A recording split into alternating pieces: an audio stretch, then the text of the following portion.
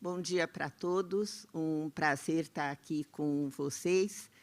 Mais um desafio. Falar depois do professor Cláudio de Moura Castro é sempre um desafio, mas eu vou tentar. Vou falar sobre esse tema de educação corporativa para um Brasil competitivo, que é a razão de ser de se implantar sistemas de educação corporativa, é aumentar a competitividade das empresas. Eu gosto de começar falando do meu interesse sobre o tema educação corporativa. Por quê? Porque o ano passado saiu uma publicação na revista do MIT, aqui do Brasil, falando das grandes tendências da educação até 2030. E uma delas era que as universidades corporativas teriam maior relevância do que as escolas tradicionais, que eu acho que houve um exagero aí do autor, mas o que me chamou a atenção? O peso que está sendo dado para a questão das universidades corporativas. E aí foi curioso, porque os meus amigos, as pessoas que me conhecem já há bastante tempo, sabem que eu comecei com esse tema em 99, né, século passado. E aí o que eu escutava era o seguinte: como que você teve essa cosmovisão para saber que em 2030 seria uma tendência, um tema que você começou em 99? E aí eu respondo claramente: não foi cosmovisão. Se eu tivesse cosmovisão, talvez tivesse jogado na loteria e nem estivesse aqui, né? Foi resultado de pesquisa.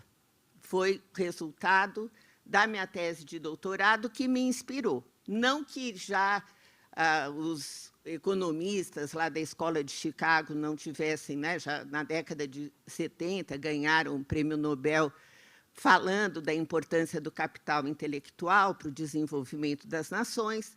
Eu já dava aula, e para quem está no mundo acadêmico sabe do valor da educação, mas o resultado da minha tese de doutorado, que eu defendi em 96, foi fundamental.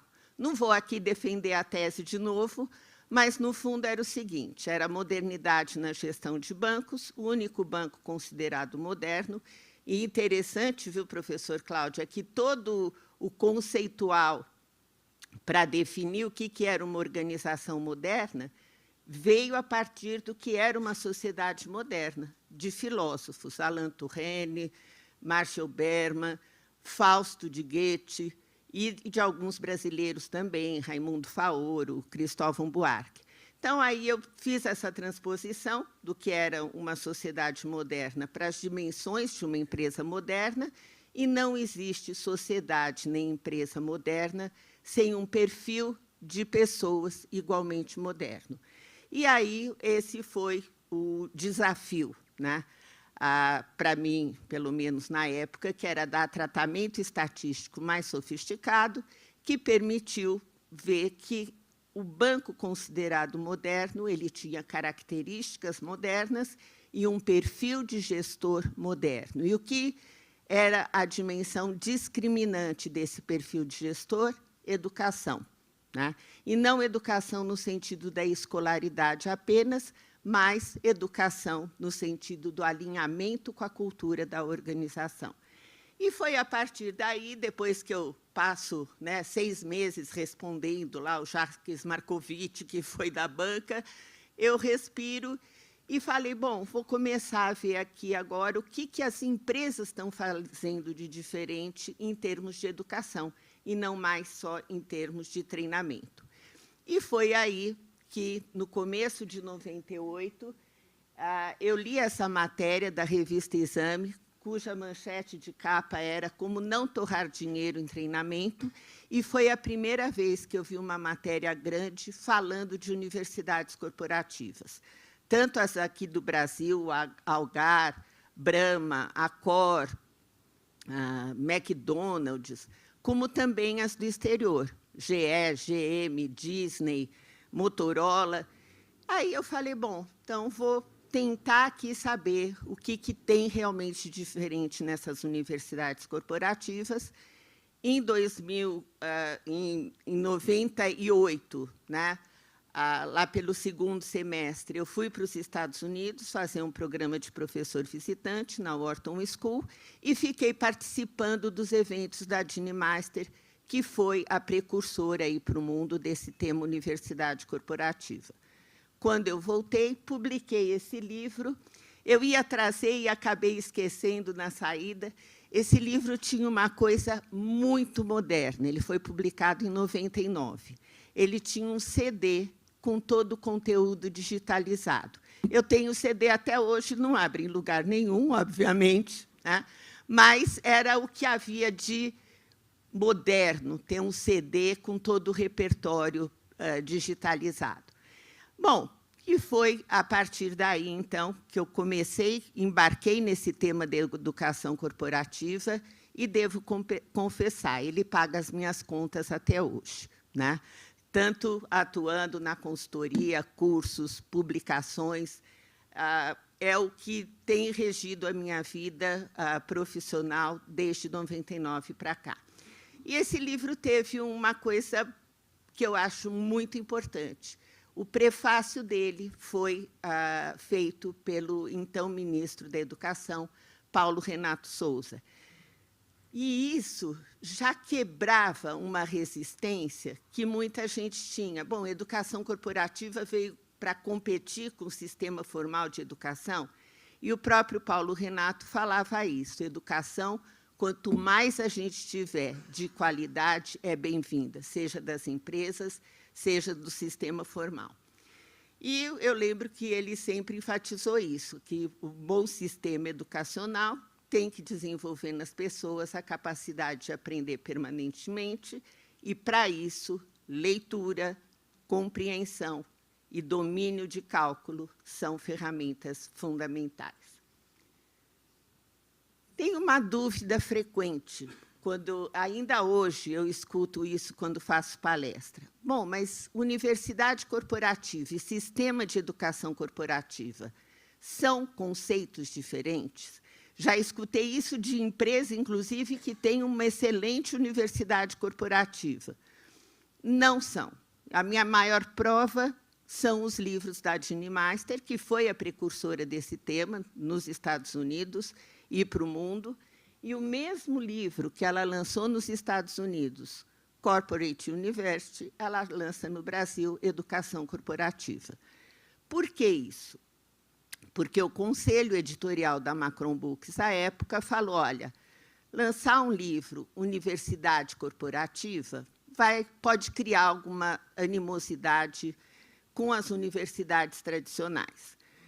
Eles acho que nunca tinham ouvido o Paulo Renato falar, né? Mas a verdade é que ela falou, não tem problema nenhum, porque o que diferencia a educação corporativa é justamente que agora eu vou pensar a educação, não só treinamento, para todos os níveis dentro das empresas, inclusive para os stakeholders.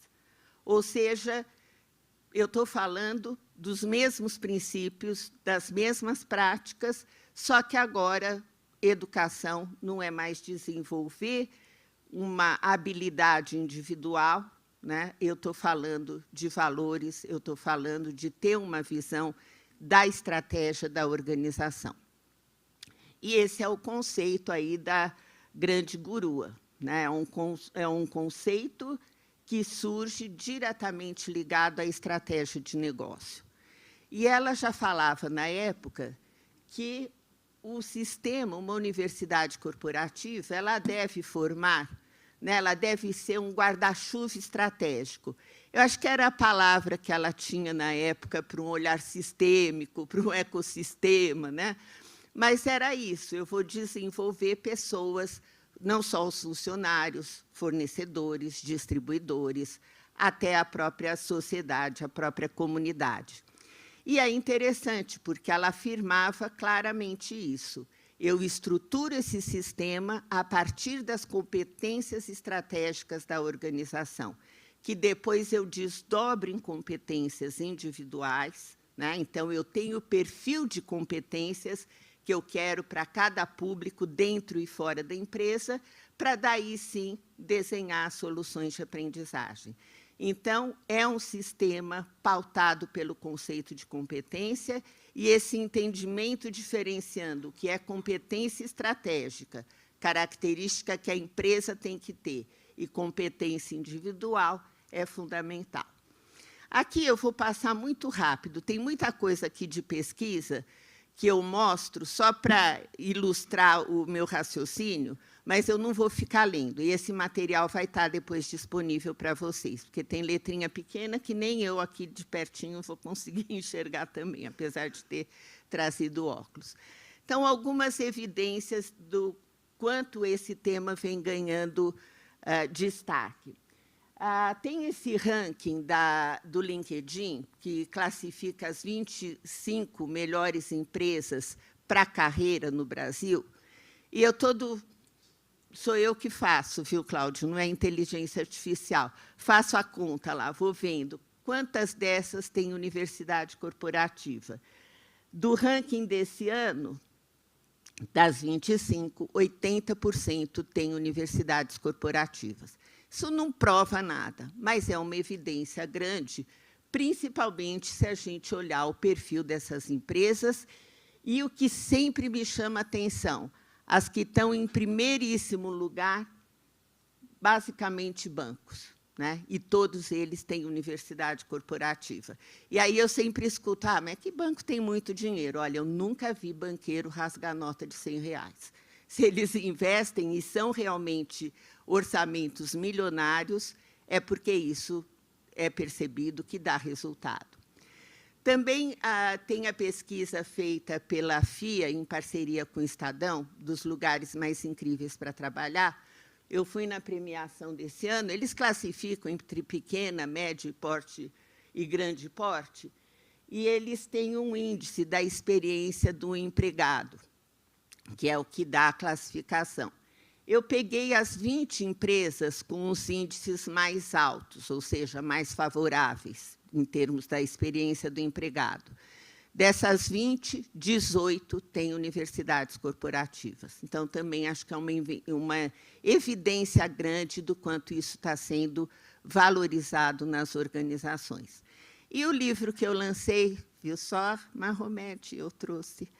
O livro que eu lancei o ano passado pela Quality Mark, o Educação Corporativa no Cenário Pós-Pandemia, tem 10 cases de sucesso, Mara e Ana Maria, 3 na área de saúde, né? E, lógico, nesse cenário pós-pandemia, eram os cases que mais tinham riqueza em termos de experiência, mas tem também setor financeiro, a Unibrad, que é do Bradesco, o Sicob, né, que é uma cooperativa financeira. Enfim, foram cases, eu acho que bem ricos na sua diversidade. Tem Cacau Show, tem McDonald's, tem Leroy Merlin, que, inclusive, ontem ganhou um prêmio do HR First Class com a melhor educação corporativa. Então, eu acho que isso também acaba sendo legal, ver que não é uma coisa de um setor que está investindo. A grande maioria, hoje, percebe a importância de desenvolver as pessoas para garantir sucesso na sua estratégia. E é interessante também que as nossas universidades corporativas aqui no Brasil têm feito muito sucesso nos rankings e nas premiações internacionais. Eu trouxe só uma, que é essa feita, coordenada por uma francesa, Annick Renaud-Coulon, que é do Global CCU, é um conselho global de universidades corporativas, aonde concorrem realmente universidades corporativas do mundo inteiro, dos Estados Unidos, a Ásia, a Europa, tem de todo lugar.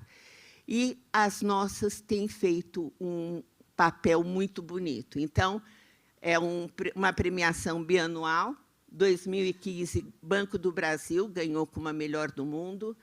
2017, Bradesco como a melhor do mundo. E aí eles têm várias categorias e aquela que é a melhor em todas as categorias é a melhor do mundo. Em 2019, nós tivemos Banco do Brasil, Caixa, Fiat, McDonald's e Santander, ganhando em categorias separadas. Depois, em 2021, Caixa Econômica também ganhou. E 2023, Petrobras, a Universidade Petrobras, ganhou como a melhor do mundo. Então, dá para ver que temos cases realmente de diversos setores, mas com muita qualidade, reconhecida e deixando para trás universidades corporativas de países, inclusive, que têm grande tradição de educação, como a própria França. Agora, eu vou trazer um caso ilustrativo para vocês de uma empresa que eu tive a oportunidade de ajudar a estruturar o modelo da universidade corporativa, e foi lançado ano passado, e não é nenhuma dessas grandes que todo mundo já conhece. Então, eu primeiro pergunto para vocês, quem conhece a empresa Núclea? Por favor, levante a mão, quem conhece? Ninguém. Olha só. Quem aqui paga boleto? Pois é, a Núclea processa todo o pagamento de boleto no país. Quem aqui usa cartão de crédito? Ela processa só 90% das operações, né? E que empresa é essa, fantasma, que faz tanta coisa que a gente usa e a gente não conhece? Na verdade, ela nasce em 2001 como Câmara Interbancária de Pagamento, e o objetivo era esse, era criar uma estrutura tecnológica para o sistema financeiro no país, né? 2022, ela se torna Núclea, e aí sim uma empresa com fins lucrativos, porque ela nasce sem fins lucrativos. Sabem, não foi a única coisa, mas sabem o que foi o grande propulsor para ela fazer toda essa mudança? PIX, lançado em 2020, né? Porque ela viu que ela estava ali ameaçada de extinção. Ela processava a DOC, ela processava a TED, né? E ela falou, se a gente aqui não se renovar, a gente acaba sumindo. E é aí que eles resolvem, então, montar uma universidade corporativa com o objetivo de pavimentar o caminho dessa empresa que agora tem que ser competitiva, né? Então, olha que curioso, eles criam, a gente acaba definindo as grandes famílias de competências estratégicas que a Núclea tem que ter para ter sucesso, e, a partir disso, é que nasceram as escolas da Núclea Academy, tá? Então, ela tem que ser boa em inovação, porque ela quase morre porque o Banco Central inovou e deixa ela para trás. Ela tem que se preocupar com o cliente, porque, até então, os 40 bancos estavam lá garantidos, ela não tinha que se preocupar com isso. E uma outra questão importante, marca. Ninguém conhece essa marca. Então, eles também querem ter uma série de soluções educacionais para desenvolver competências que deem sustentação para essa nova estratégia. Tem um vídeo super curtinho, que eu acho que dá uma boa ideia também, eu vou pedir para passar. Boas-vindas à Núclea Academy, sua nova plataforma de desenvolvimento, onde o conhecimento e a inovação se encontram. Nossa missão é disponibilizar para você nosso vasto conhecimento, adquirido em mais de 20 anos de atuação em gestão e tecnologia. Assim, semeamos o espírito empreendedor e a cultura da inovação em toda a sociedade brasileira. Acreditamos que o aprendizado é muito mais do que apenas adquirir conhecimento. É a oportunidade para desbravar novos caminhos, novas possibilidades e um novo futuro próspero e sustentável. Na Núclea Academy, fazemos isso por meio das nossas 7 escolas de conhecimento. Cultura, liderança e gestão de pessoas. Inovação. Gestão empresarial. Centralidade no cliente. Segurança da informação e gestão de riscos. Transformação digital em inteligência de dados e marcas e relações institucionais. Nessas escolas, desenvolvemos competências reais na teoria e na prática. Proporcionamos todas as ferramentas para quem deseja iniciar uma carreira em tecnologia, se destacar no mundo profissional ou aprimorar alguma habilidade. Oferecemos soluções educacionais gratuitas, de alta qualidade e para os mais diversos públicos, de qualquer idade e em qualquer lugar do país. Aqui você tem acesso aos mais renomados especialistas, líderes e visionários em suas áreas de atuação, compartilhando seus conhecimentos e experiências, proporcionando uma jornada de aprendizagem única e enriquecedora. Venha com a gente e prepare-se para o futuro. Você já faz parte dessa transformação. Núclea Academy. Educação que movimenta.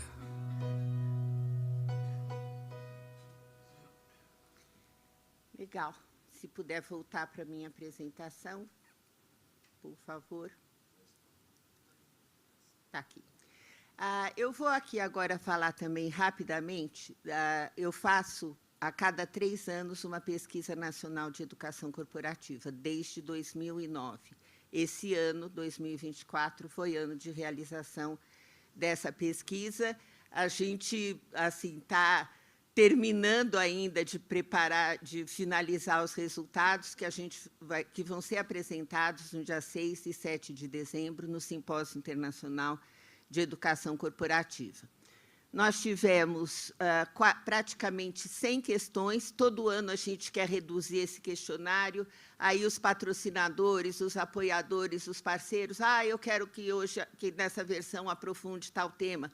Por exemplo, sustentabilidade era uma linha de uma questão, se no sistema de educação corporativa tinha soluções para desenvolver competências para sustentabilidade.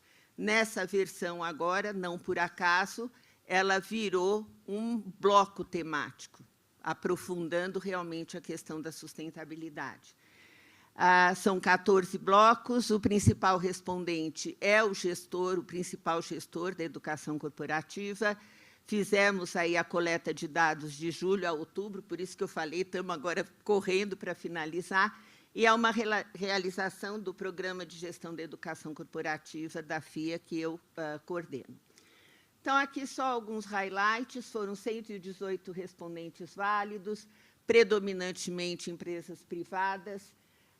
81,4% dizem que tem um modelo que foi realmente baseado no mapeamento das competências estratégicas da organização.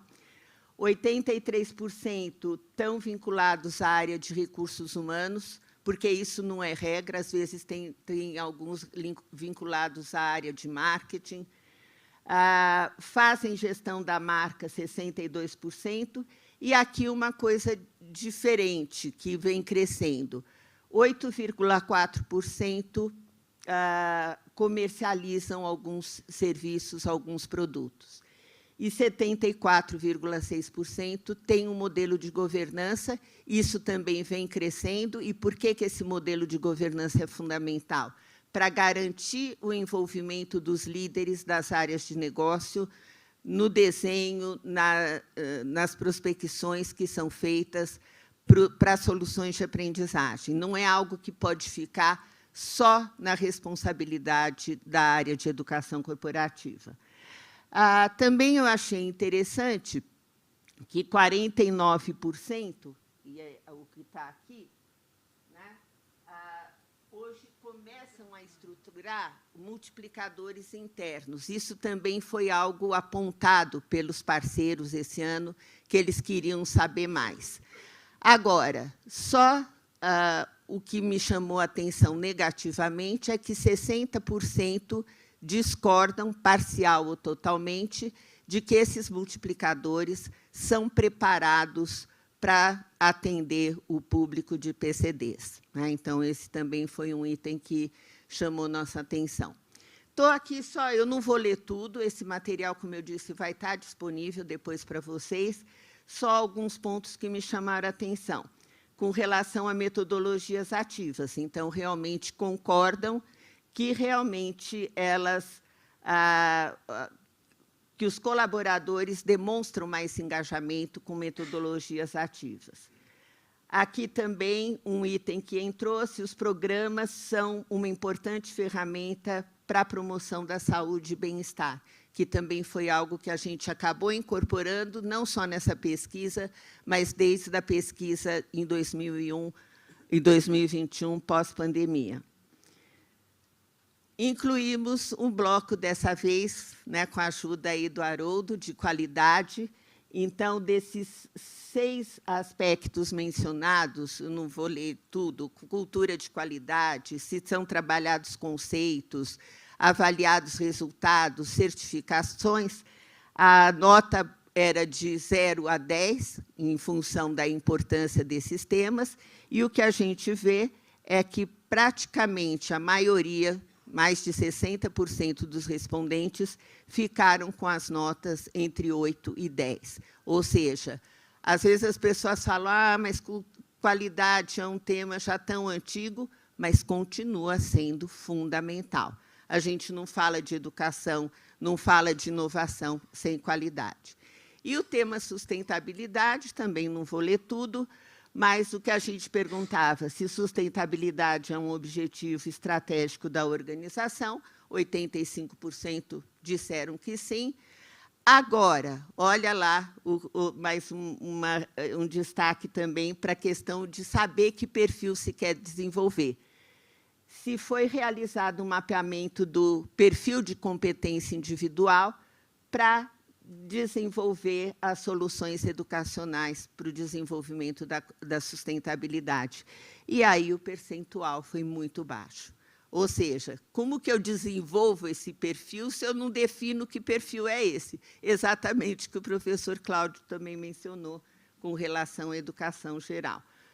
96% utilizam práticas de educação à distância, e isso não é novidade para as universidades corporativas.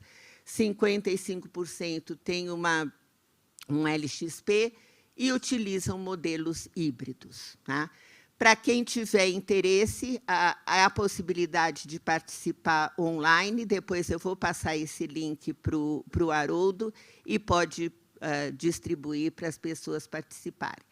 Para falar de algumas tendências, eu recomendo muito a leitura desse artigo do Nick Davis, da Singularity University, né, em que ele fala se a necessidade é a mãe da invenção, a mudança exponencial é a mãe da reinvenção. E ele enfatiza muito essa importância das empresas se reinventarem. Ele também menciona uma pesquisa que ele fez com o board de executivos das empresas, se inovação era realmente uma prioridade estratégica. E 70% disseram que sim. E aí ele pergunta, tá, e você tem um plano documentado para que isso aconteça? Aí, a distância do discurso para a prática, só 34% tinham esse plano. Então, isso é que ele fala da importância de monitorar essas tecnologias exponenciais, né?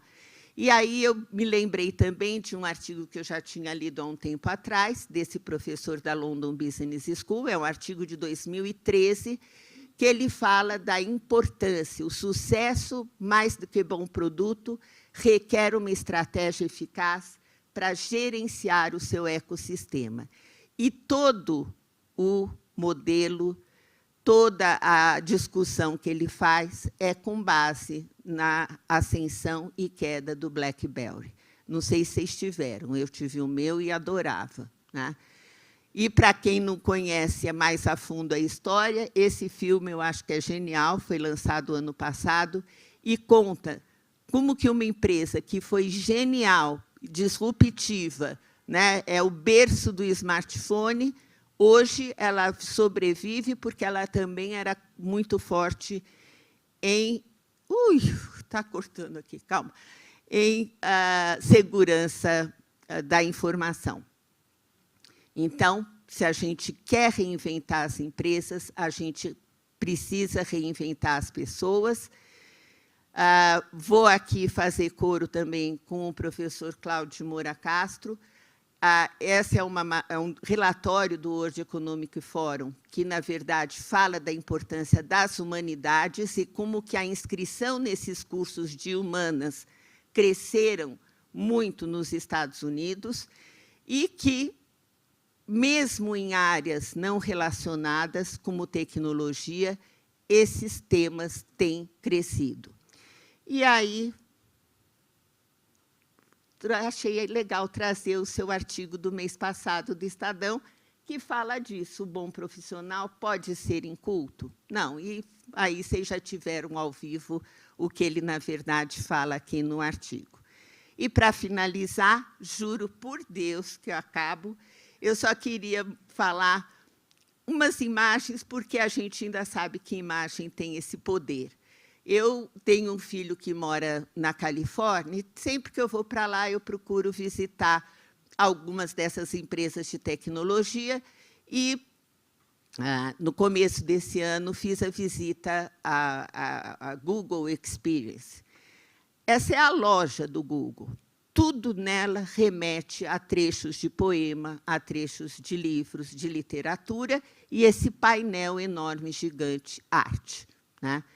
E, no percurso que a gente faz, é só obra de arte que a gente vê, né? E também no interior, com poemas, com trechos de música, e eu com a minha neta, né? Que aí você fica passeando de bicicleta com as cores do Google.